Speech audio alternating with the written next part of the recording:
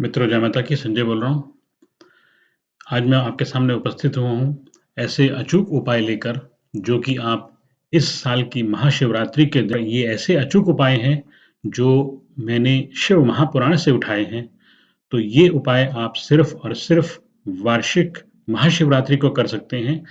तभी ये उपाय अपने उत्तम फल देते हैं। तो इसलिए ध्यान से सुनिएगा, बहुत सटीक उपाय हैं और इसमें सबको लाभ होगा, चाहे आपको संतान की प्रॉब्लम हो, शादी-ब्याह की प्रॉब्लम हो, धन की प्रॉब्लम हो, घर में लड़ाई-झगड़ों की प्रॉब्लम हो, किसी प्रकार की बीमारी की समस्या हो या किसी प्रकार के ज़मीन, प्रॉपर्टी आदि के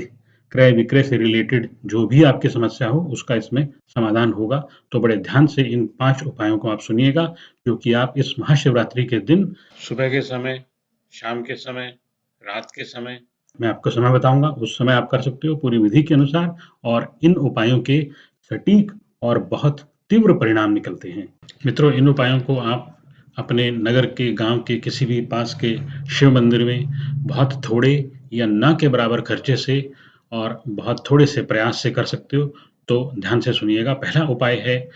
कि ये उपाय सामान्यतः उन लोगों के लिए है जिनको शादी की, बच्चों की प्रॉब्लम है, किसी भी तरह की शिक्षा से रिलेटेड, प्रेत बाधा या नज़र दोष से रिलेटेड प्रॉब्लम है। इस उपाय में आपको 1 काली मिर्च लेनी है और 7 तिल के दाने, 1 काली मिर्च और 7 तिल के दाने शिवरात्रि वाले दिन बाबा भोलेनाथ के मंदिर में लेके जाने हैं और अपना अभिषेक आदि का जो भी क्रम है, वो करने के बाद ये आठों चीज़ यानी कि 1 काली मिर्च और 7 तिल के दाने भगवान शिव पर ओम नमः शिवाय या किसी भी प्रकार का जो अभिषेक या पाठ करके बाबा भोलेनाथ को समर्पित कर देने हैं। मित्रों, ये दूसरा उपाय उन लोगों के लिए, उन परिवारों के लिए खास तौर से है, जिनमें भाई-भाई के बीच में, पिता-पुत्र के बीच में, सास-बहू के बीच में या पति-पत्नी के बीच में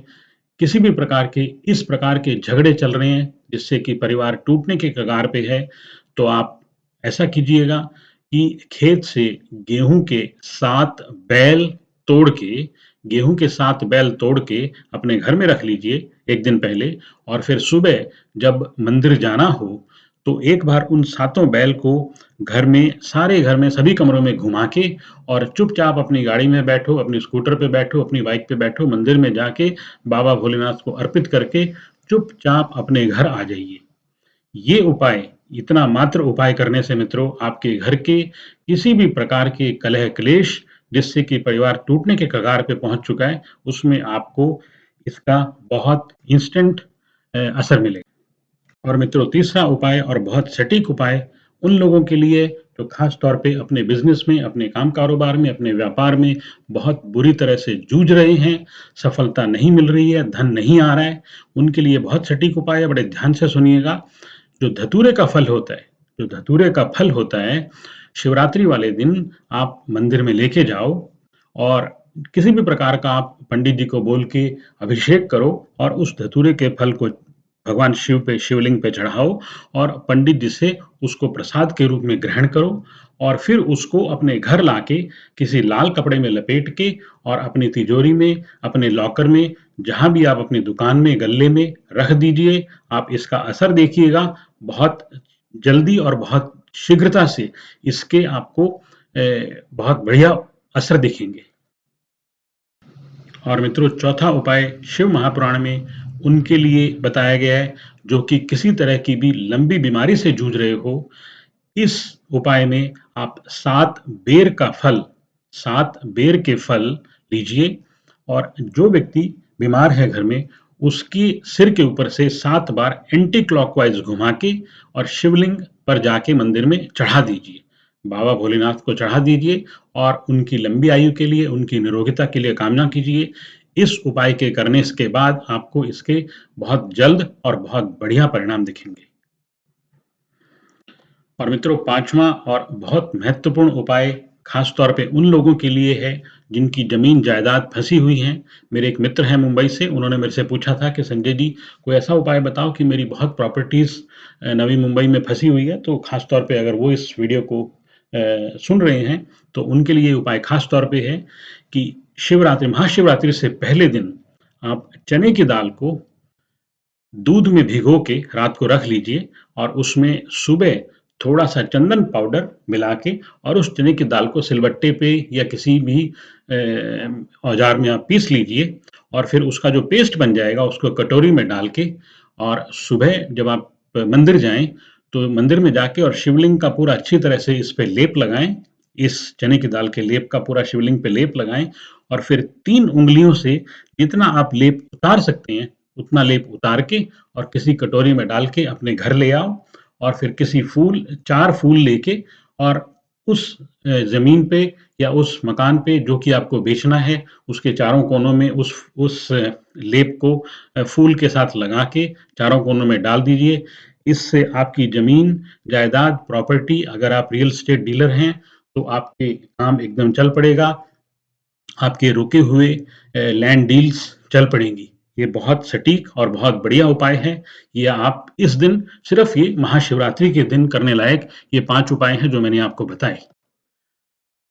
मित्रों, जो चने की दाल है, वो शास्त्र में बताया गया है कि जो इंसान स्वर्ण का दान नहीं कर सकता, अगर वो चने की दाल का दान करे, तो वो स्वर्ण के दान की तरह लगती है। उसका असर स्वर्ण के दान की तरह लगता है, क्योंकि ये चने की दाल बृहस्पति का आशिया है। बृहस्पति प्लैनेट का आशिया है, तो इसलिए इसमें बहुत ताकत होती है। और 2 छोटी-छोटी बातें हैं मित्रों, शिव महापुराण में जो बताई गई हैं कि भगवान भोलेनाथ पे और शायद आपको पता भी होगा कि भगवान भोलेनाथ पे कभी रोली नहीं चढ़ती। क्योंकि ऐसी कथा आती है शिव पुराण में कि माँ पार्वती जब राक्षसों का नाश कर रही थी, तो एक हथियार जाके बाबा भोलेनाथ के पैर में लग गया और उनसे उनके पैर में खून आ गया, रक्त आ गया। तो वहाँ से माँ पार्वती ने कहा क्योंकि अपने पति के पैर में लाल खून देख के वो बड़ी विचलित हो गई थी, तो उन्होंने इस तरह का विधान बनाया कि भगवान भोलेनाथ पे लाल रंग का कुमकुम या लाल रंग की कोई चीज़ नहीं चढ़ेगी। और दूसरी चीज़ मैंने आमतौर पे देखा है और ये अनुभव भी किया है, अगर आप करते हैं तो इससे बचें कि आप अगर घर में अपने शिवलिंग रखा हुआ है और उसका अभिषेक करते हो, तो ध्यान रहे कि उस शिवलिंग का मुँह उस तरफ ना हो, दक्षिण दिशा की तरफ ना हो, क्योंकि दक्षिणमुखी शिवलिंग सिर्फ़ पूरी पृथ्वी पे एक ही है मेरी जानकारी में और वो है बाबा महाकाल का उज्जैन में जो शिवलिंग है, उसी का मुँह दक्षिण की तरफ है, बाकी सभी शिवलिंग उत्तरमुखी होते हैं। यानी कि उत्तरमुखी मतलब जब आप शिवलिंग पे जल चढ़ाते हो, तो उसका पानी उत्तर की तरफ निकलता है, तो उसको उत्तरमुखी कहते हैं। तो ये कुछ 2 सावधानियाँ और 5 उपाय आज की वीडियो में मैंने आपको बताए। आप इनको ध्यान से करें। बाबा भोलेनाथ आप सबकी मनोकामनाएँ पूरी करें। आप सभी खुश रहें, स्वस्थ रहें और आबाद रहें। जय माता दी।